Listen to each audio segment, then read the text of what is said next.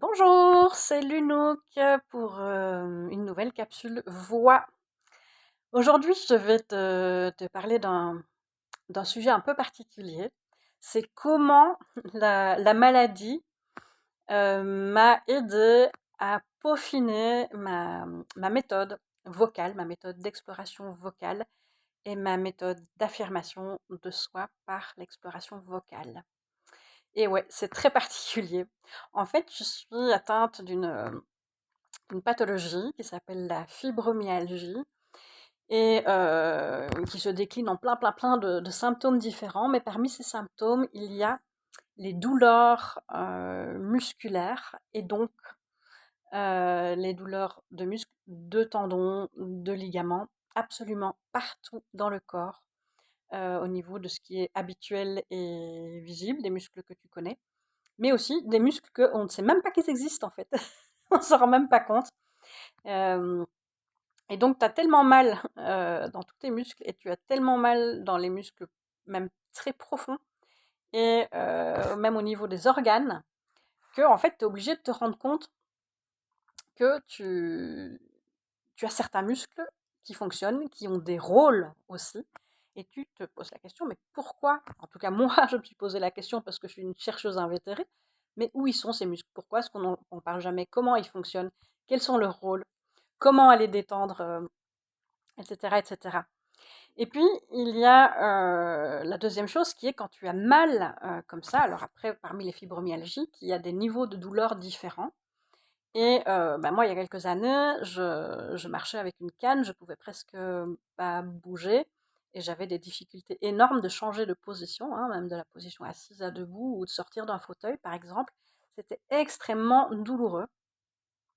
Et dans dans tout ce que j'ai mis en place pour m'en sortir, pour, euh, pour me guérir de cette maladie-là, il y a eu la remise en mouvement. Alors, te remettre en mouvement quand juste tu crèves de douleur, c'est un sacré défi, un sacré challenge. Et bien sûr, très souvent, les médecins donnent des conseils, même les kinés, hein, donnent des conseils qui ne sont pas du tout adaptés, pas du tout appropriés.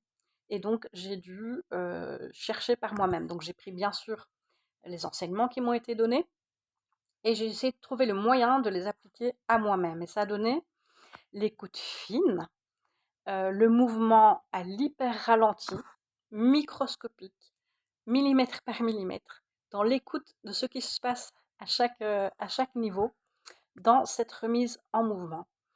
Et j'ai appliqué ça à l'exploration vocale, à la voix. Souvent, les personnes que j'accompagne reviennent souvent avec ce terme, Lucille, tu fais de la chirurgie du son.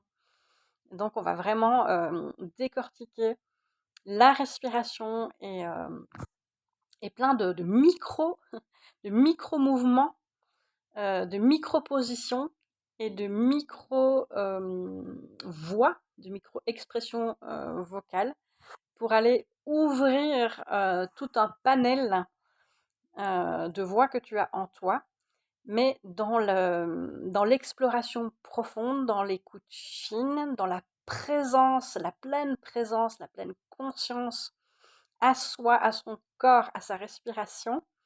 Et indéniablement, ça vient à la fois assouplir divers endroits de toi au niveau musculaire, ça vient faire travailler ton intérieur, l'intérieur de ton corps, de tes muscles, de ton diaphragme, de ton cœur, de ta circulation sanguine, de la lymphe, de la circulation énergétique aussi de ton corps. Et ça vient libérer des espaces de cristallisation, des espaces aussi de conscience, des mémoires aussi, hein. Il y a des choses qui tout à coup, pouf, c'est les pops, j'appelle ça, des moments de prise de conscience. Mais tiens, ça c'est un truc que j'avais en moi, mais c'est pas juste, ou ça m'appartient pas, ou c'est une injonction qui vient de l'extérieur, mais ça me ressemble pas. Et tu récupères comme ça progressivement des espaces en rendant à l'extérieur ce qui appartient à l'extérieur et en ouvrant des espaces à ce qui est vraiment toi, en fait, ta nature, ton identité profonde, que ce soit en tant que personne, que ce soit en tant que créateur, que artiste. Et donc, j'aime autant accompagner les personnes multisensibles avec des problématiques diverses comme la timidité, l'introversion, la peur de s'affirmer, la soumission, et tout aussi une panoplie à caractère plus spirituel, c'est-à-dire dans la recherche d'incarner vraiment pleinement son corps. Et j'aime aussi autant accompagner des artistes de scène dans leurs projets personnels, donc autant dans l'expression et l'interprétation de leurs morceaux, dans la création de leurs morceaux à partir de leur voix unique et de leur singularité, d'ouvrir des nouveaux espaces vocaux, et de la mise en expression et la mise en scène également. Donc voilà, c'est un tout parce que ça touche ces divers aspects, cette écoute fine de soi, cette libération d'espace par l'exploration vocale, sensitive et vibratoire. Et voilà, c'est en partie grâce à cette maladie qu'est la fibromyalgie que ça m'a ouvert à énormément d'espace de conscience au niveau du corps, du mouvement, du fonctionnement du corps et de la respiration. Voilà, que ce soit seul, mais aussi à travers mes recherches et les accompagnements que j'ai reçus, les experts, les mains d'experts par lesquels je suis passée et qui m'ont également enseigné.